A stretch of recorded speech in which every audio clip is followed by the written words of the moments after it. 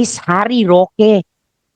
Bakit parang libre na lang siyang mag-post ng kung ano-ano sa social media na parang kinukutya pa ang administrasyon at mga otoridad natin while avoiding arrest for charges of human trafficking.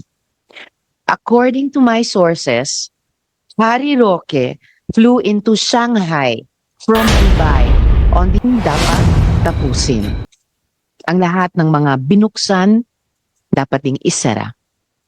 Nandito po tayo ngayon para isara ang hearing ng Subcommittee on Justice hinggil sa pagtakas ni Guo Huaping, Sheila Guo at Wesley Guo noong Hulyo 2024.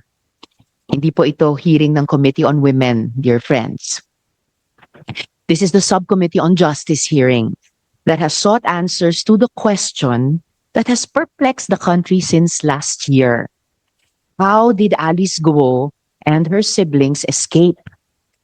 Who are the individuals? Were any of these individuals government officials? Local government officials? Napakadami na pong naglabasang mga teorya. May mga nakumpirma.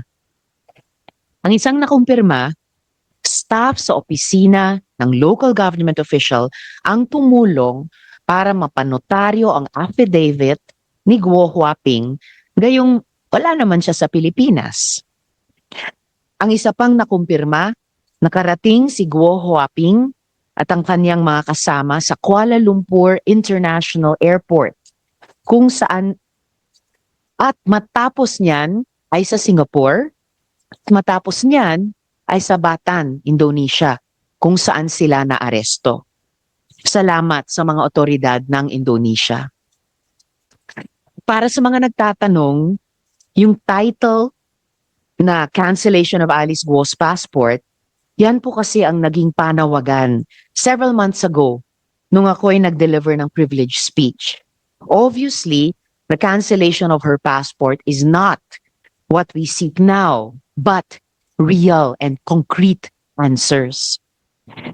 Kaya na ba sagutin ng BI ngayong umaga ang tanong, paano nakaalis ang mga puganteng ito? O talagang our law enforcement and border authorities have been rendered so inutile that the woman who has been under the scrutiny of an entire nation, wala na yatang hindi nakakaalam ng itsura niya sa 100 million documents have emerged. Pinapakita ng mga ito na tila ang galing maglabas-masok sa bansa ng walang pagkilatis. Over the past months, there has been one arrest after another of Chinese spies in the Philippines, some even working with Filipino citizens. Nabahala ako doon sa isang detalye sa isang article na nabasa natin, na these spies have given cash, vehicles, and motorbikes to local governments in the Philippines in 2022, including the city of Tarlac. Tarlac, kung saan taga roon si Guo Huaping. Nabalitaan din po natin na ang kamakailan lang ang di umanong pagpapalusot ng mga pogo bosses papunta ng ibang bansa, imbes na ibalik sa bansang China. Ang modus daw ay hindi direct flight ang binibili. Tapos, sa layover, naglalaho na parang bula ang mga bosses sa kanilang transit destination. And where, for God's sake, is Harry Roque? Bakit parang libre na lang siyang mag-post ng kung ano-ano sa social media na parang kinukutya pa ang administrasyon at mga otoridad natin while avoiding arrest for charges of human trafficking? According to my sources, Harry Roque flew into Shanghai from Dubai on December 8th, 2024. Stayed in Shanghai for just one day and then flew out to the casino city of Macau. Sino kaya ang tumutulong sa kanya? In the meantime, The porousness of our borders is also making it easier for our kababayan to be trafficked to scam compounds in another country. Mayroon pong Pilipino na handa pong magkwento na sila ay nahikayat lumabas dahil daw nanalo sila ng all-expense paid trip to Thailand. Ngunit ang akala nilang once in a lifetime memory, naging pangungot. Yaman din lang na ito ang topic natin, isa pong malaking shout out sa ating pamahalaan para sa tinatayang higit na 100 mga Pilipino na trapped sa border ng Myanmar.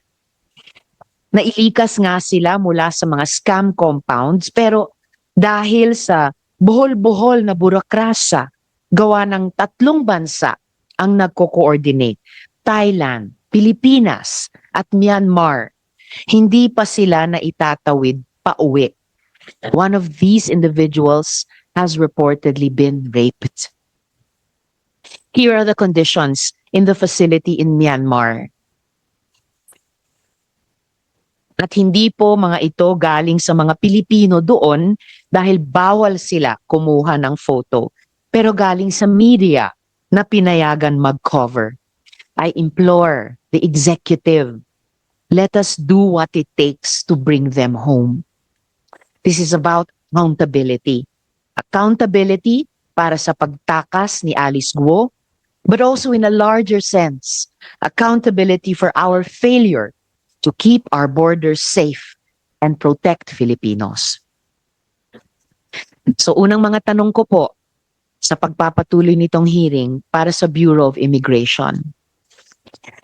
Ilang buwan na ang nakalilipas, sapat na siguro ang panahon para makapagsiyasat kayo ng mabuti kung ano ang tunay na nangyari at nakatakas si Guo Huaping. So please provide us this update now. Sabi po ni Commissioner Viado noon, you would be able to present a report on exactly how Guo Huaping escaped. So ngayon na po ang pagkakataon. So will it be Attorney Santos or Chief Manahan or Acting Chief Uy? I hope the most senior among you po.